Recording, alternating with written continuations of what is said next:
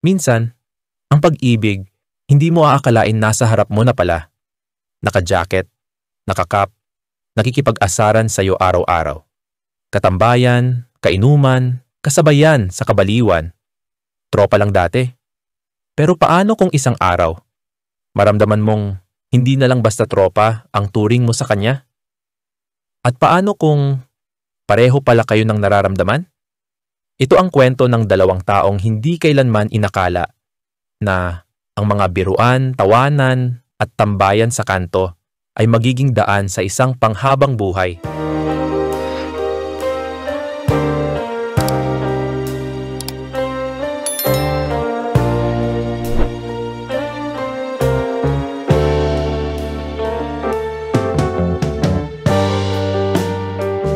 Hoy tol, dali, baka maubusan tayo ng fishball. Sigaw ni Ara habang nakatakbo palabas ng gate. Ako naman si Kev, pabagal-bagal pa sa paglakad. Relax ka lang para kang gutom na gutom. Biro ko habang inaabot ang suklay ko para ayusin ang buhok kong nilaro ng hangin. Si Ara, kababata, kaklase, kabarkada, tropang-tropa. Siya yung tipo ng babae na hindi mo agad maiisip na magiging seryoso sa relasyon. Mas gusto niya pa noon makipaglaro ng Mobile Legends kaysa magpa-cute sa crush niya. Lahat kami sa barkada, sanay na siya, yung boyish na laging game sa lahat, pero seryoso sa tropa. Wala sa amin ang nag-isip na baka, balang araw, siya rin pala ang magiging sentro ng mundo ko. Tuwing hapon, tambay kami sa waiting shed malapit sa plaza. Doon nagaganap ang mga walang kwentang kwentuhan na biglang nagiging malalim. Minsan, nagbibitaw ng mga joke na kung tayo ang magkatuluyan, sigurado riyot yung bahay natin. Tatawa kami pareho, sabay sabing, "Yak, never."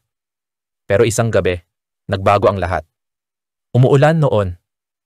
Basang-basa si Ara at sumilong siya sa amin sa shed. Nanginginig, walang payong, at wala ring balak umuwi.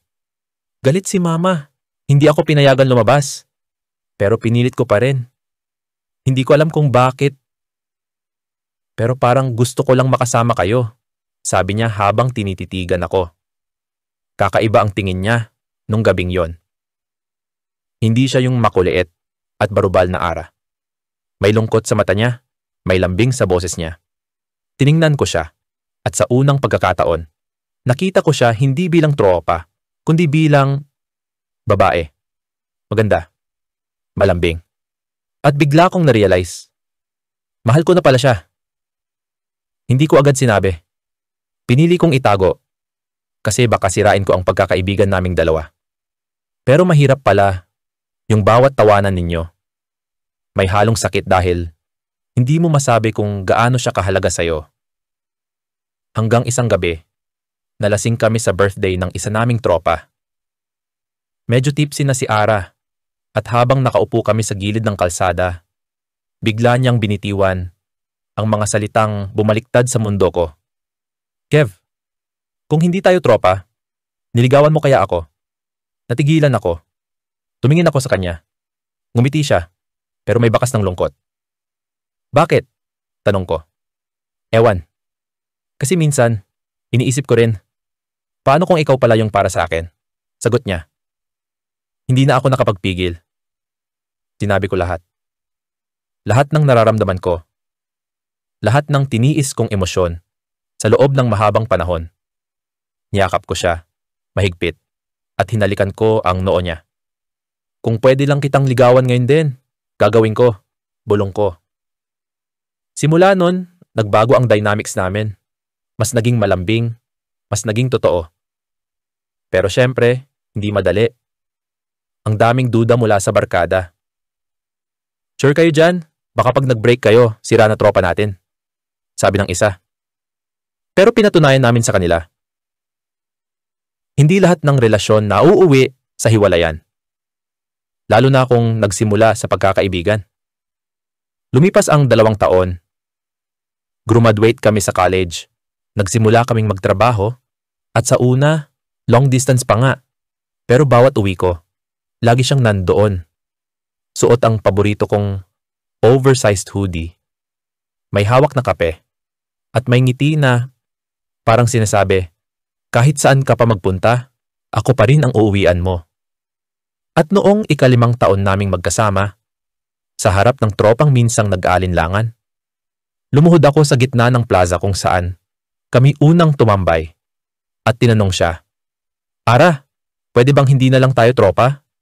Napaiyak siya, natawa. Tapos sabay sabing, hindi na nga lang tayo tropa. Asawa mo na ako, di ba? Ngayon, magka-partner na kami sa buhay. Sa business, sa bawat pangarap. At tuwing naalala ko ang mga panahong tropa lang kami, napapangiti ako. Kasi doon pala nagsisimula ang mga pinakamagandang love story.